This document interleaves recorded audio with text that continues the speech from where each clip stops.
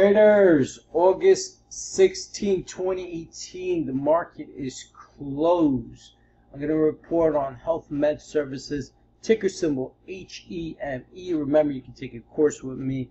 Go to thetradingteacher.com and book your seat today. So once again, HEME, after the bad news, been trading sideways, and you see support still battling its uptrend right above it.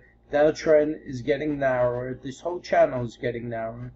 So we'll see what happens moving forward. Looks good. So it might do something similar like right here. You see that? So we might see a pop right here up to the resistance level. Then it might trade down and then hopefully break through.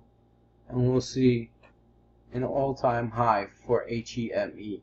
But it'll take time from the looks of it. So we'll see what happens moving forward. Remember, you can visit my site, thetradingteacher.com. I have other videos posted up there in the trading report section.